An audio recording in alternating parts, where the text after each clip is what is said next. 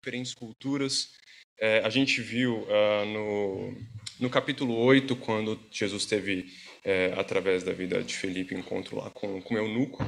A gente viu também o que aconteceu no capítulo 9, quando Jesus encontrou com Saulo, né? E hoje a gente vai ver como é que foi o encontro de Jesus com Cornélio, né? Cornélio, ele era um gentil de Cesareia, ele era um dos chefes da milícia romana, e ele era um cara que era bastante influente ali no seu contexto, e até o texto ele vai trazer também alguns detalhes de como ele era um cara, como que eu posso dizer assim, socialmente bem comportado, né? Então, a gente vai começar a ler um pouco sobre isso, e o que eu gostaria de refletir com vocês é o que a gente pode aprender dessa experiência que Cornélio vai ter também com Jesus, e o que a gente pode aprender sobre o nosso relacionamento com Deus e com o próximo também. Então, quando a gente começa aqui a ler Atos, capítulo 10, no verso 1, até se puder, por gentileza, compartilhar com a gente, Isa. Aqui a gente vai começar a ler então o seguinte. Havia em Cesareia um homem chamado Cornélio, centurião do regimento conhecido como italiano. Ele e toda a sua família eram piedosos e tementes a Deus, davam muitas esmolas ao povo e orava continuamente a Deus. Certo dia, por volta das 3 horas da tarde, ele teve uma visão e viu claramente um anjo de Deus que se aproximava dele e dizia: Cornélio. Atemorizado, Cornélio olhou para ele e perguntou: O que é, Senhor? O anjo respondeu: Suas orações e esmolas subirão como oferta memorial diante de Deus. Agora mande alguns homens a Jope para trazer um certo Simão, também conhecido como Pedro. E depois que o anjo lhe falou, depois que o anjo que lhe falou se foi, Cornélio chamou 2 dos seus servos e um soldado piedoso dentre seus auxiliares, e contando-lhes tudo o que tinha acontecido, enviou-os a Jope. Então, o que a gente consegue perceber já nesse primeiro momento, nesse primeiro trecho do capítulo 10?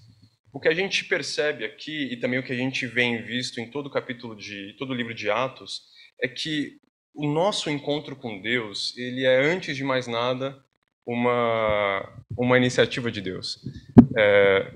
Bom, aqui fica um pouquinho melhor assim? Um pouco mais próximo? Boa. Que a altura acho que não está contribuindo aqui, né? Mas vocês vão me avisando aí se eu pegar na mão. Boa.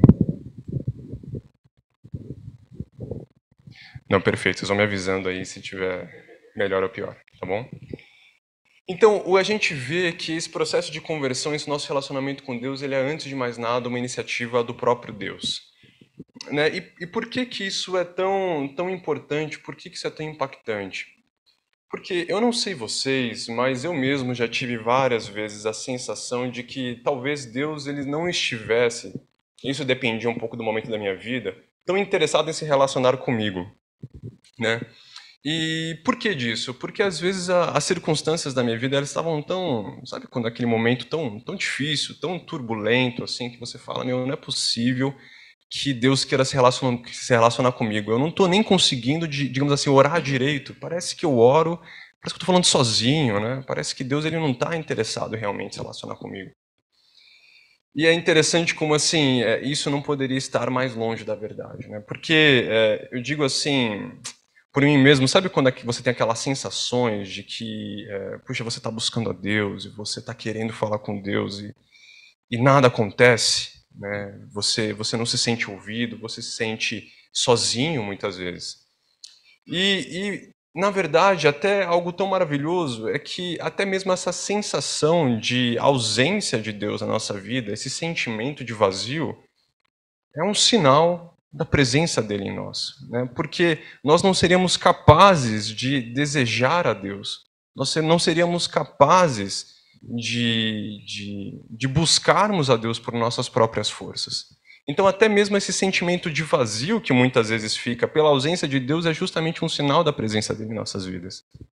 E isso é o que a gente vê, essa iniciativa de Deus, a gente viu na vida do eunuco, Eutíope, a gente viu na vida de Saulo, a gente vê aqui na vida de Cornélio, porque Cornélio estava lá, tentando se esforçar a partir dos costumes da época. A gente vê aqui até mesmo no verso 3, que ele estava tentando aqui seguir um rito dos judeus, que era exatamente orar na hora certa, orar às 3 horas da tarde. Então, vamos fazer aqui o que está no protocolo da cultura para poder me achegar a Deus. E aí, o que na verdade Cornélio ele percebe e fala assim, olha, você está aí buscando a Deus, mas deixa eu te contar, viu? Deus está te buscando já há muito tempo. E Deus está te buscando há muito tempo, e o anjo então fala assim, olha, pede para chamarem Pedro, porque eu quero que vocês dois se encontrem, porque eu quero trabalhar na sua vida e eu quero trabalhar na vida de Pedro. E é interessante, né?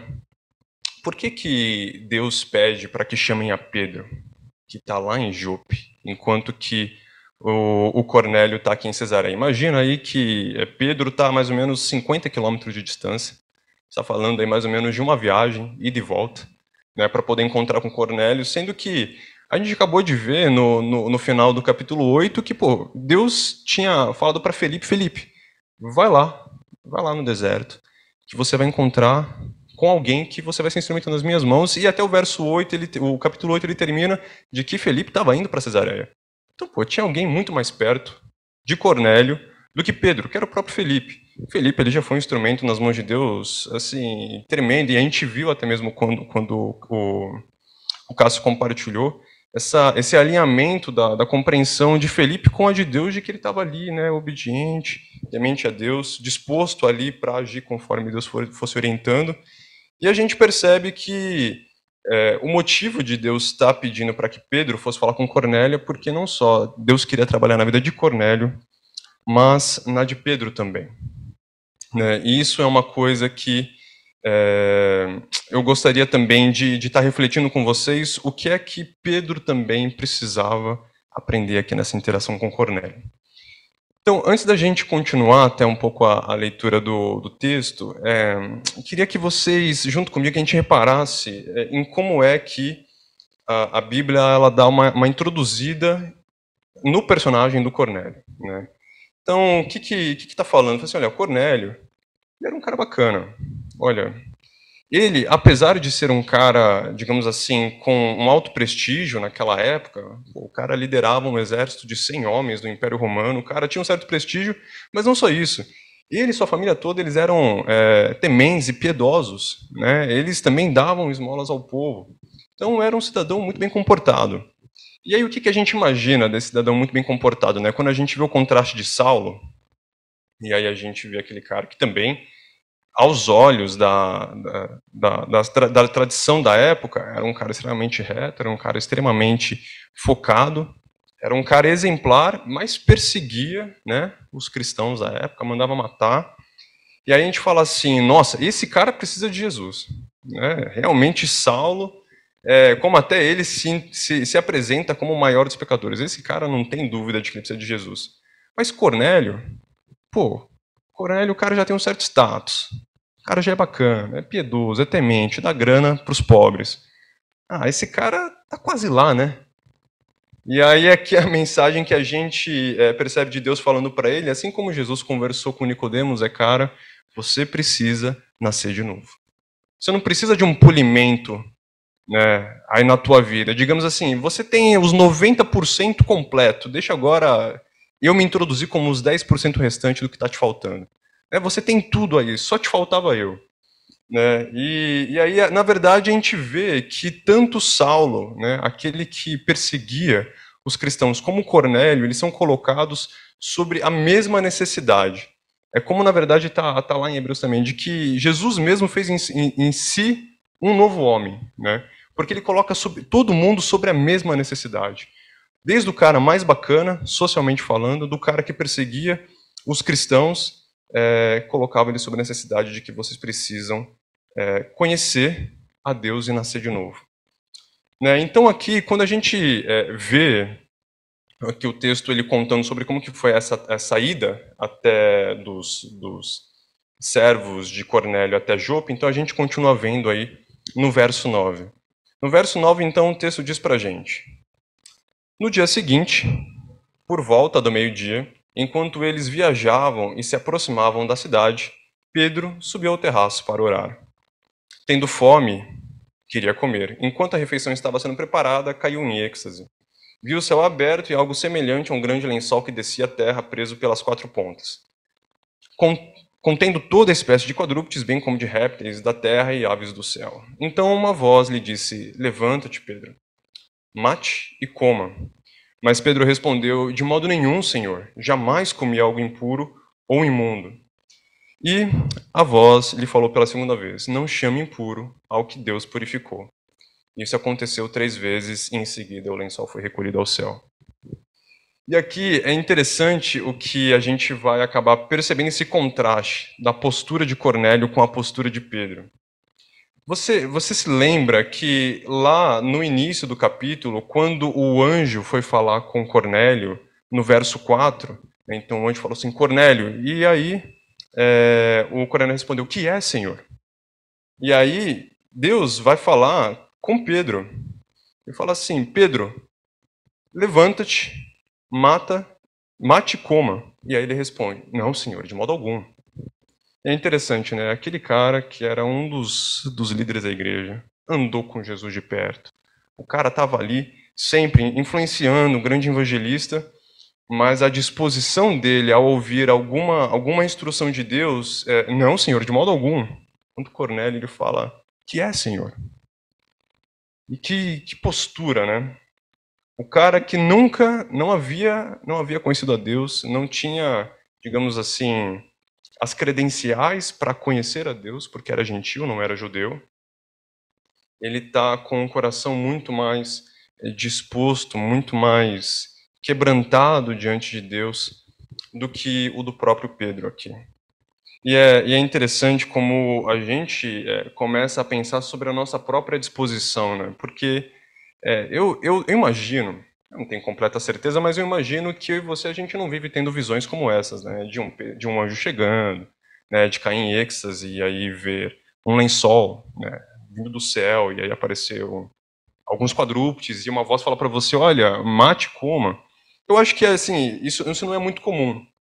Mas é muito comum a gente ouvir: perdoe. É muito comum a gente ouvir: ame o teu próximo. É muito comum a gente ouvir que se alguém te ferir uma face, vire outra. Isso é comum a gente ouvir. Mas eu tenho a sensação, pelo menos do meu ponto de vista, que eu me assemelho mais a Pedro, encontrando ali uma resistência nessa instrução do que a de Cornélio, dizendo: que é, Senhor? O que o Senhor tem para me falar? Como é que eu posso me dispor ao Senhor?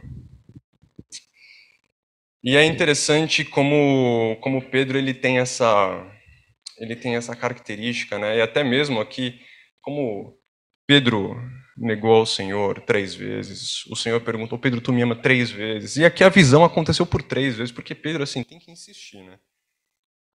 E ali estava claro, então, Pedro, não chame. Não chame de impuro aquilo que eu purifiquei. Ah, não. Tá ok. Mensagem dada. Então, o que o Pedro continua falando? Então, aí no verso 16 termina: Isso aconteceu 3 vezes, em seguida o lençol foi recolhido ao céu. Aí no verso 17, o texto continua dizendo que enquanto Pedro estava refletindo no significado da visão, os homens enviados por Cornélio descobriram onde era a casa de Simão e chegaram à porta.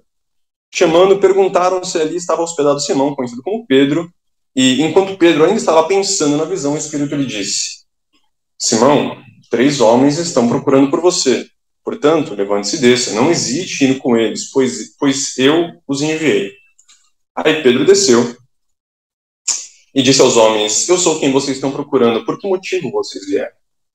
Aí os homens responderam: Viemos por parte do centurião Cornélio. Ele é um homem justo e temente a Deus, respeitado por todo o povo judeu.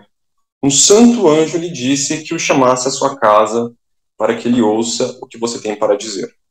E aí Pedro os convidou a entrar e os hospedou. E no dia seguinte, Pedro partiu com eles e alguns dos irmãos de Jope o acompanharam. E aqui a gente vai ver um ponto de como é que funciona essa instrução que o Pedro recebe, como é que ele lida a partir disso agora com essa interação que ele vai ter com Cornélio e com ali os companheiros de Cornélio enquanto chegam nessa viagem. E aí, o verso 24, ele continua dizendo o seguinte: no outro dia chegaram a Cesareia. Cornélio os esperava com seus parentes e amigos mais íntimos que tinha convidado. Quando Pedro entra na casa, Cornélio dirigiu-se a ele e prostrou-se a seus pés, adorando. Mas Pedro fez levantar, dizendo: levante-se, eu sou homem como você. E conversando com ele, Pedro o encontrou ali reunido a muitas pessoas. E olha o que diz o verso 28. Quando Pedro entrou, ele disse o seguinte: vocês sabem muito bem que é contra a nossa lei um judeu associar-se a um gentil ou mesmo visitá-lo. Mas Deus me mostrou que eu não deveria chamar impuro ou imundo homem nenhum. Então, é interessante, né? Imagina só, você recebe a instrução de Deus, falando: Pedro, não considere imundo nada que eu purifiquei. Não considere impuro nada que eu purifiquei. E aí, Pedro fala assim: não, tá ok. Fala assim: olha, então vai visitar fulano de tal. Chega na casa do fulano de tal, fala assim: olha, viu, eu não devia estar aqui porque você não é puro, entendeu? Mas assim, eu vim meio que a contragosto. Então, aí você fala assim: ah, não, acho que agora ele entende, ele está tentando se explicar ali, porque ele está cercado também. O capítulo 11 ele vai dizer, né, que 6 homens acompanharam Pedro. E olha só que interessante, né? Depois no capítulo 11, capítulo 15, a gente vai ver vários desses desdobramentos do povo judeu se encontrando com, é, com gentios, né? E isso, na verdade, acaba sendo um escândalo, justamente porque Pedro aqui, ele tá sendo sincero, fala assim: olha, cara, não é a nossa praia, a gente não se junta com vocês, a gente não gosta de vocês, vocês não são herdeiros da mensagem que nós somos, e isso não faz bem pra gente, né? A gente está se misturando com algo imundo, com algo impuro. E são justamente os 6 que, junto com Pedro, fazem 7 testemunhas, é que depois, até mesmo essa simbolização das 7 testemunhas é que leva ao judeu no convencimento de que isso foi obra de Deus, né? É Deus que está bolando todos esses encontros. E olha também como é interessante, né? O Pedro, ele fala: viu, cara, eu nunca fiz isso na minha vida. Eu nunca fiz isso na minha vida. Eu nunca entrei na casa de um gentil antes. E quando Jesus, no começo do capítulo 1, ele ascende aos céus, o que ele fala? Coisa que a gente mais conhece, né? Que vocês vão ser minhas testemunhas onde? Né? Em Jerusalém, Judéia, Samaria, até os confins da terra. Vocês vão em todo lugar. E aí o que o Pedro fala lá no capítulo 10? Cara, eu nunca vim aqui antes. Né? Coisa que eu tinha recebido a instrução lá no capítulo 1. Então, e não só isso, como mesmo falando: olha, eu nunca fiz aquilo que Jesus pediu para que eu fizesse, como ele responde, fala assim: Senhor, não, eu nunca comi nada impuro, né? Eu não vou colocar isso na minha boca. Então é interessante quando a gente percebe como é que a nossa experiência de conversão e de rendição total a Deus funciona, porque conforme a gente vai se relacionando com as pessoas, Deus ele vai nos dando esses acréscimos de consciência e revelando até mesmo os mais profundos preconceitos ou áreas que não nos rendemos, que a gente às vezes nem tem noção. A gente nem tem noção. Enquanto a gente está sendo fiel à nossa consciência de que isso é servir bem a Deus, a gente não tem a menor noção de que, no fundo, a gente está vivendo completamente contra aquilo que Deus está querendo, digamos assim, fazer fluir no seu povo. Assim: eu quero que vocês sejam um. Mas fala muito mais forte o aspecto cultural, o aspecto de identidade, de caracterização de um dos outros, do que mesmo o que Deus nos falou. E até a gente cantou hoje, né? A gente cantou, e a Keila também leu para nós em Efésios, de que, olha, nós somos salvos pela graça. Isso não vem da gente, isso é dom de Deus, não é pelo pedigree, não é pela língua que você fala, não é pela sua nacionalidade, não é por nada. É dom de Deus. Mas é interessante como, para eles, ainda isso não estava muito claro. Para o Filipe estava tranquilo. O Filipe acabou de pregar para um africano, né, o eunuco etíope. O Filipe estava sossegado. Então, por que não chamou Filipe, mas chamou Pedro? Pedro não estava sossegado com isso. Então, é interessante como a gente percebe que, ao mesmo tempo, Deus ele é alguém muito paciente. Olha, assim, Deus não é mais fácil. Assim, olha, não precisa nem chamar Felipe, que tá aqui perto.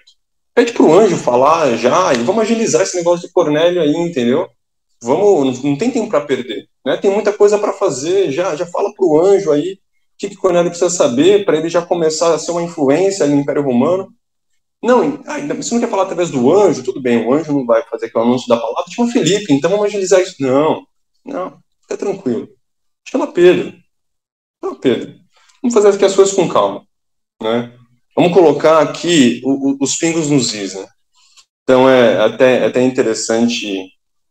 Eu comecei a pensar um pouco nesse relacionamento que Deus tem com a gente há um tempo, porque assim, a maneira como eu aprendi a enxergar a vida, eu aprendi a enxergar a vida de uma perspectiva muito de eficiência. Aquilo que funciona e aquilo que não funciona. Então, vamos fazer rápido aquilo que vai funcionar. E aí é interessante que uma vez, aí eu estava... Isso é claro que tem algumas implicações na minha vida, né? Então, você sempre fica muito ansioso pelo próximo passo. Eu não quero perder tempo, eu não quero deixar de perder alguma oportunidade. Até isso, acho que eu peguei um pouco da minha mãe também. Vamos lá, né? Vamos agilizar esse negócio.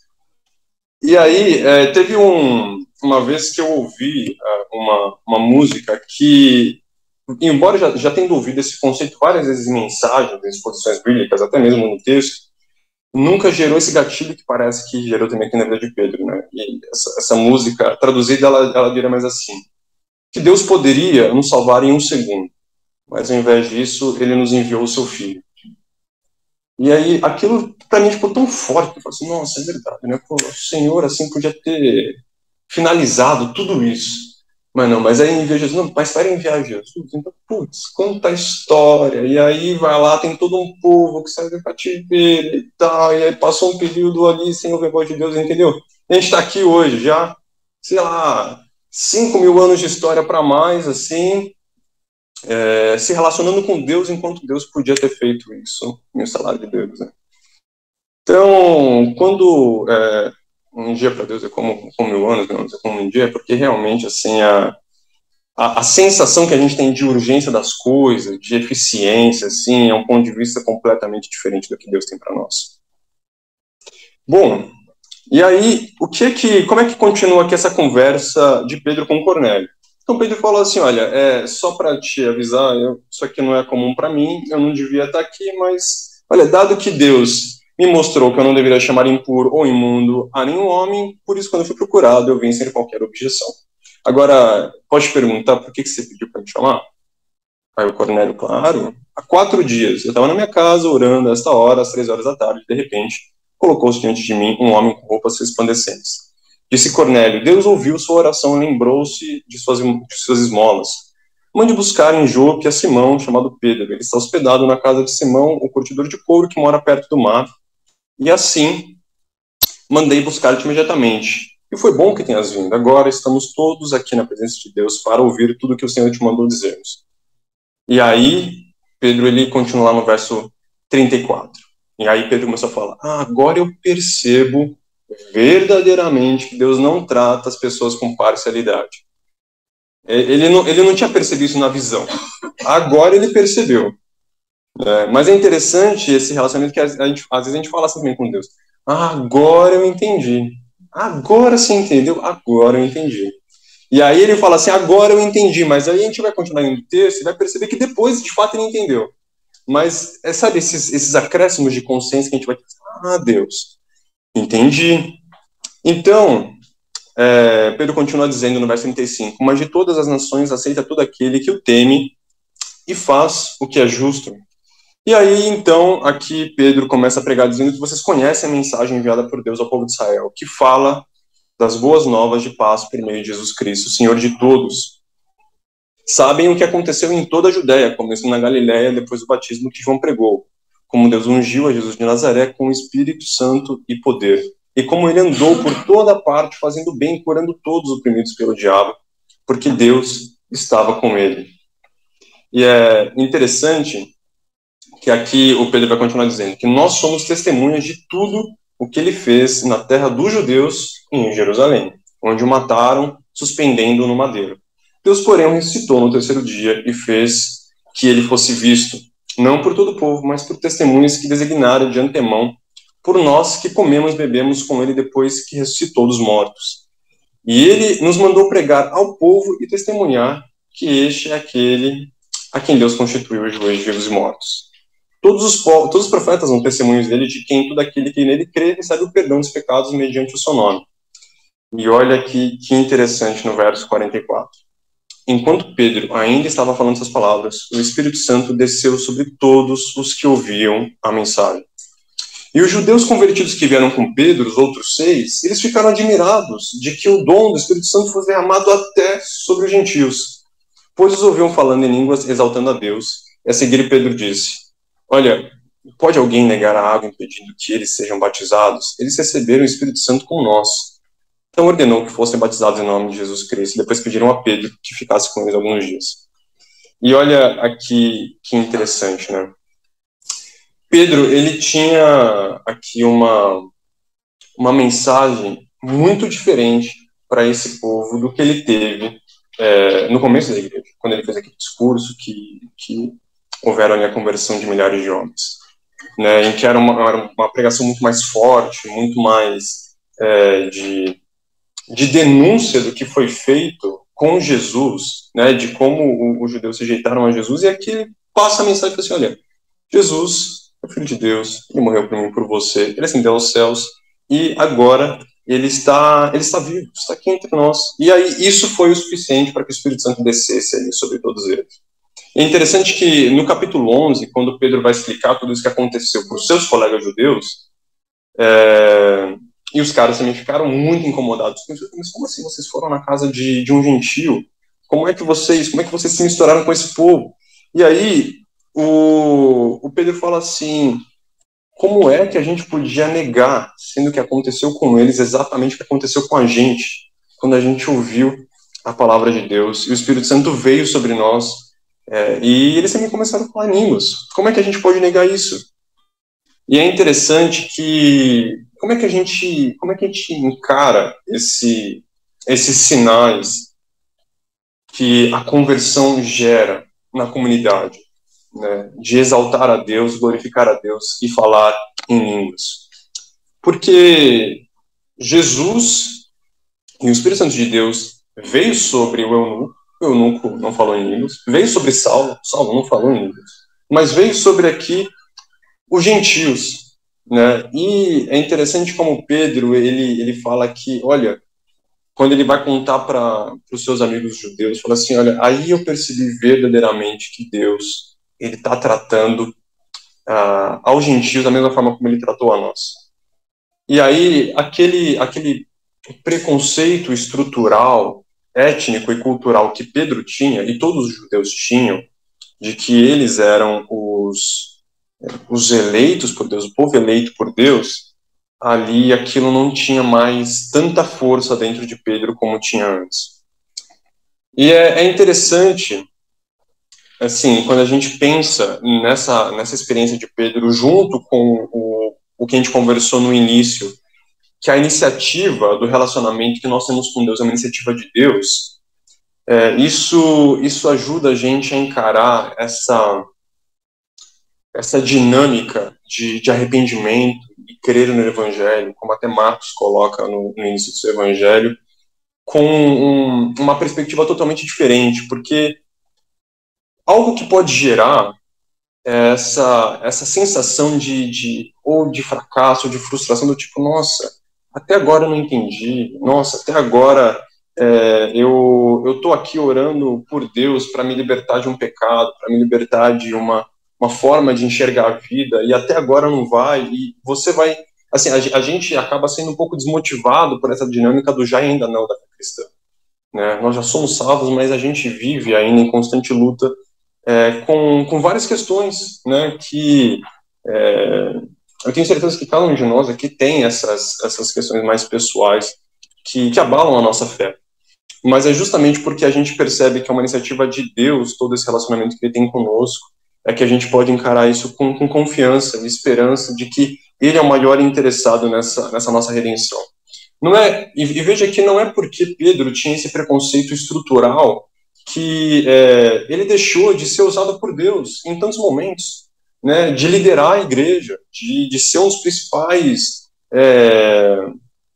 das principais influências ali entre os judeus cristãos. Então, a gente percebe como Deus ele tem essa extrema misericórdia, né, com cada um de nós, de que deixa muito claro, assim, olha, eu estou com você e eu vou usar você, não pelos seus credenciais, não pelo teu histórico de vida, não nem mesmo assim pelas coisas que você se vangloria, mas porque eu te amo, né? Porque realmente eu quero trabalhar na sua vida. É literalmente um dom de Deus, é literalmente um presente de Deus.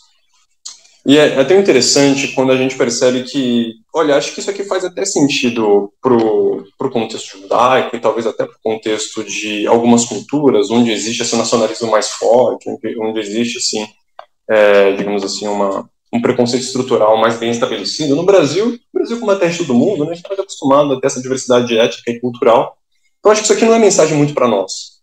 Foi mensagem para os caras, de repente é mensagem pro, sei lá, nem vou falar outro país que a gente tá na internet aqui, né? Mas enfim, é mensagem para outra cultura, para outro país, para nós não.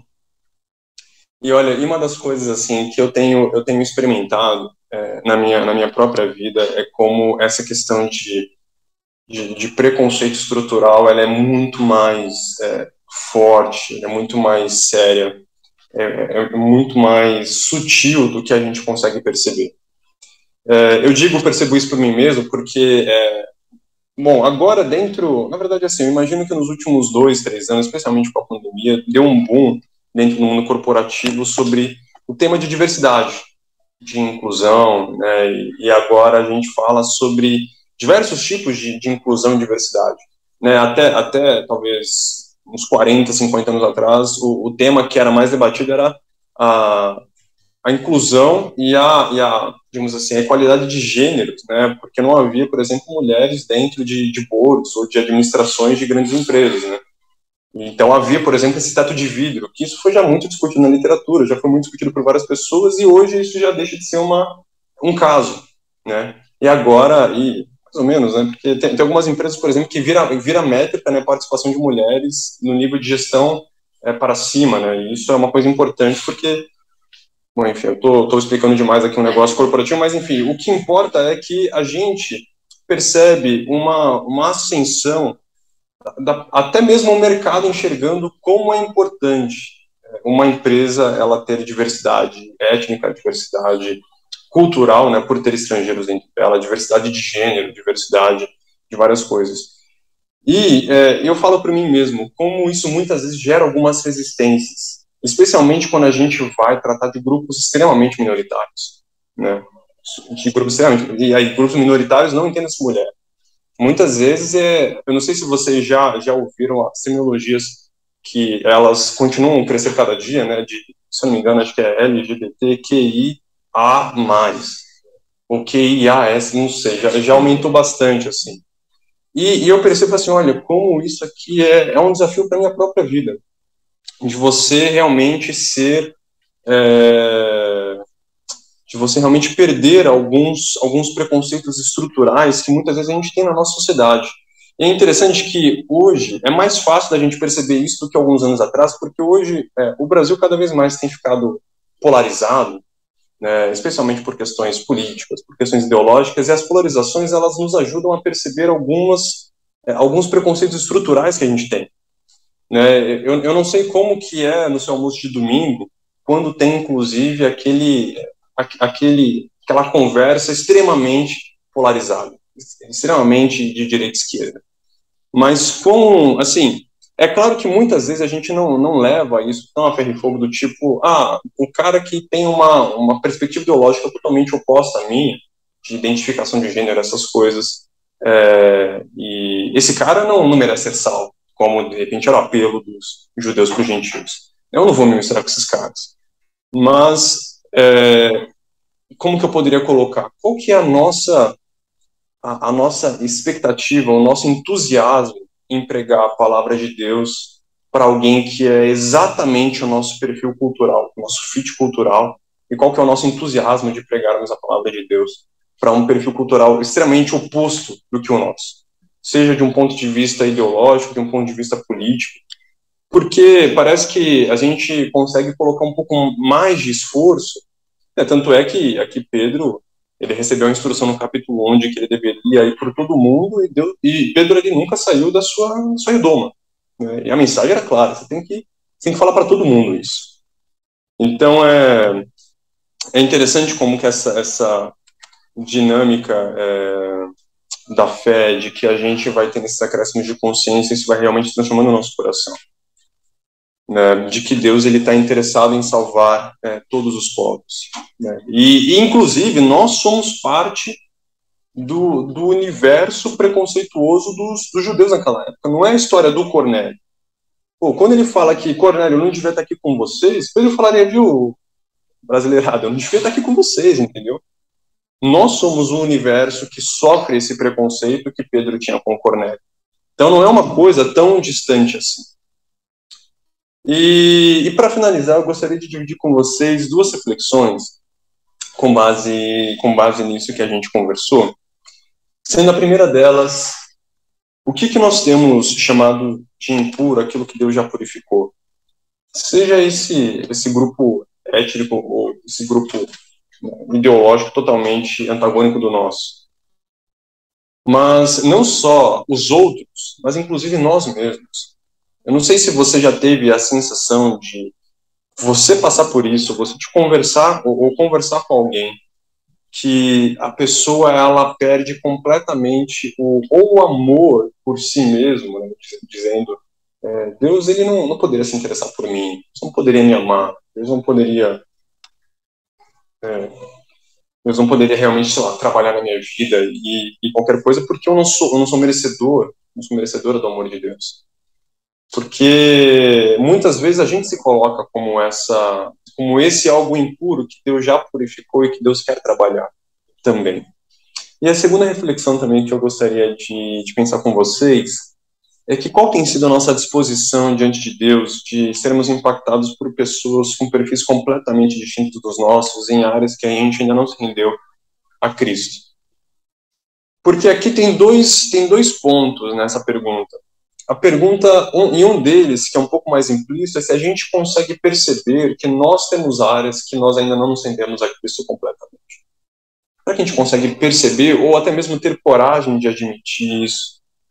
Do tipo, não é possível, né? Eu tô na igreja já, cresci na igreja, né? Eu sou líder da igreja, eu instruo as pessoas, não tenho nada para ser trabalhado por Deus. Sim, tão sério, né? Eu tenho que pedir perdão quando eu dou uma passada aqui, ali, mas assim, a vida está resolvida, né? E aí eu fico imaginando como é que Pedro se enxergava antes desse confronto. O cara que andou com Jesus, o cara que viu Jesus fazendo tudo, o cara que tinha autoridade, né, dada por Deus para pregar, para expulsar demônios, né, para ser uma liderança na constituição da igreja, e ainda assim Deus precisando trabalhar coisas que são fundamentais, quase que elementares nos nossos dias, né? Então, um ponto é a gente consegue ter a disposição de perceber que existem áreas que nós ainda não nos rendemos a Cristo, e outra, qual seria, uma vez que a gente reconheça quais são essas áreas, qual seria a nossa disposição de que Deus trate justamente essas áreas por pessoas que são o oposto do que a gente acha que é de Deus, que é santo, que é correto, né? Do tipo, como é que Pedro poderia falar para Cornélio assim: pô, como é que você, gentil, vai querer me ensinar o que é salvação pela graça? Porque essa é a mensagem. Essa é a mensagem que está aqui por detrás de todo o texto. Pedro não tinha ainda consciência de que, pô, se de fato é pela graça a mensagem que eu estou anunciando, por que eu tenho tanta dificuldade de me relacionar com você? E por que eu tenho tanto apego à minha tradição, tanto apego à minha cultura? Se é pela graça, então nada disso importa.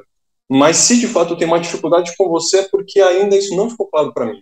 E como é que você, judeu, vai querer me ensinar o que é ser salvo pela graça? Você não. Eu te ensino o que é ser salvo pela graça, você não. Então, o que eu quero dizer com isso é qual tem sido essa nossa disposição. Porque é literalmente chocante, é difícil,